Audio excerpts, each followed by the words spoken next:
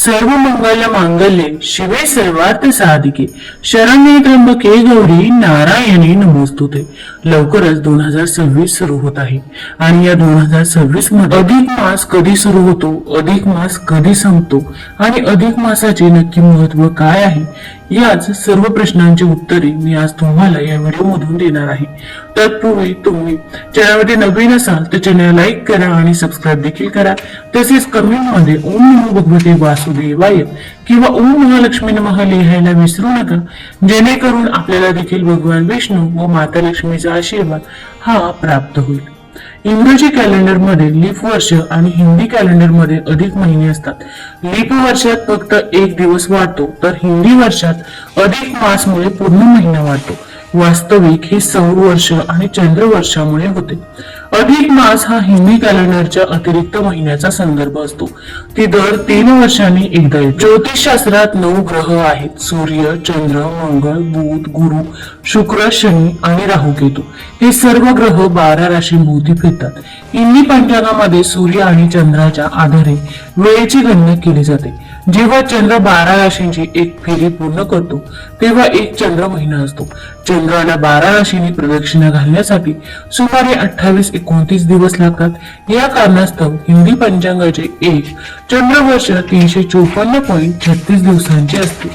सूर्य एका राशीत 30.44 दिवस राहतो। या ग्रहांना 12 राशींची एक फेरी पूर्ण करण्यासाठी 365.28 दिवस लागतात। याला सौर वर्ष म्हणतात। सौर वर्ष आणि चंद्र वर्षात 10.92 दिवसांचा फरक आहे। हा फरक समायोजित करण्यासाठी पंचांगामध्ये दर 32 महिन्यांनी आणि 14-15 दिवसांनी अधिक मास आहे। ज्योतिष ग्रंथात अधिक मास मोजण्यासाठी एक अतिशय सोपी पद्धत दिली आहे।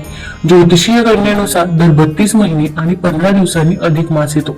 भगवान विष्णूने या महिन्याला आपले नाव पुरुषोत्तम दिले आहे, म्हणून या महिन्याला पुरुषोत्तम महिना असेही म्हणतात। विष्णूजी आणि त्यांचे अवतार श्रीकृष्ण, श्रीराम यांची विशेष मासात पूजा केली जाते। या अधिक मासाला आपल्या इकडे धोंड्याचा महिना देखील म्हटलं जातं। या अधिक मासामध्ये सत्कार्यात शारीरिक, मानसिक, आर्थिक गुंतवणूक करावी। या महिन्यात शक्य तेवढी धार्मिक विधी, पूजा पाठ करावेत।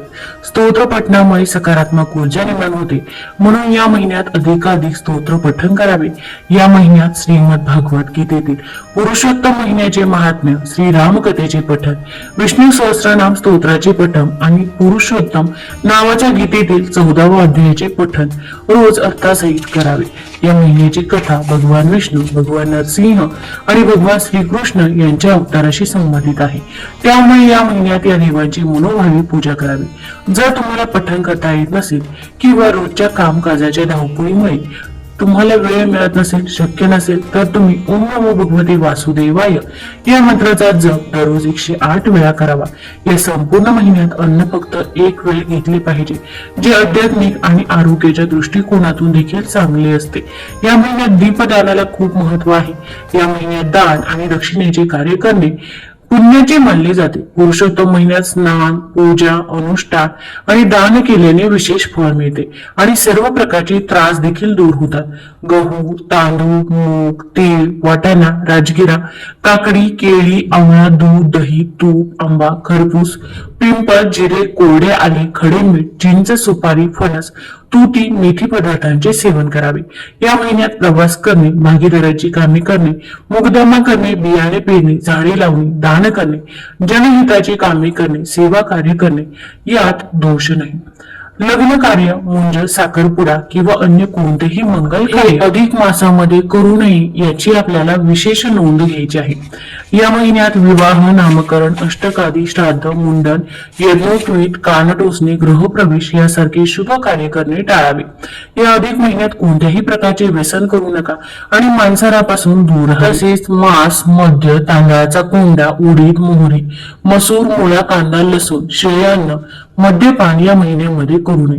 मग आता 2026 मध्ये अधिक मास हा कधी सुरू होत आहे, तर हा अधिक मास मे महिन्यामध्ये सुरू होणार आहे। 16 तारखेला शनी जयंती आहे आणि याच दिवशी अमावस्या देखील आहे. तर ही शनी अमावस्या देखील म्हणून ओळखली जाते. मे महिन्यामध्ये 16 तारखेला शनी अमावस्या असणार आहे. या 16 तारखेला वैशाख महिना हा संपणार आहे. त्यानंतर अधिक महिना हा 17 तारखेपासून सुरू होणार आहे. 17 तारखेला अधिक ज्येष्ठ महिना सुरू होत आहे. या दिवशी अधिक ज्येष्ठ मासारंभ, चंद्रदर्शन आणि गंगा दशहरा प्रारंभ देखील असणार आहे. मे महिन्यामध्ये कॅलेंडरमध्ये देखील दिलेला आहे वैशाख अधिक ज्येष्ठ महिना. तसेच या 17 तारखेला कधी दिन देखील असणार आहे. मग आता मे महिन्यामध्ये अधिक महिन्यामध्ये जे पण दिवस आहे त्या दिवसांना अनन्यसाधारण महत्व आहे. तर गुरुवारी गुरुपुष्यामृत योग हा 21 तारखेला येणार आहे.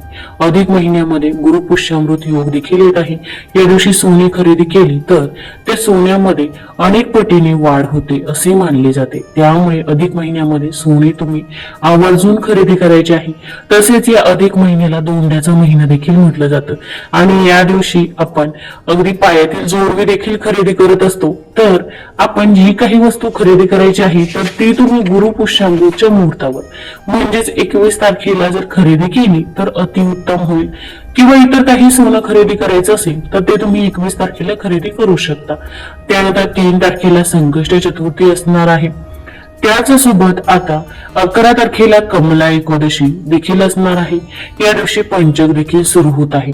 आणि नंतर आता हा अधिक महिना कधी संपत आहे तर 15 तारखेला अमावस्येलाच हा अधिक महिना संपत आहे.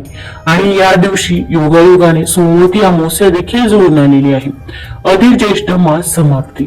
सोमवती अमावस्येला देखील खूप महत्व आहे. मे महिन्यामध्ये शनी अमावस्या आहे आणि जून महिन्यामध्ये सोमवती अमावस्या आहे. तसेच या वर्षामध्ये 2026 मध्ये अंगारकी संकष्टी चतुर्थी देखील 3 वेळा येत आहे.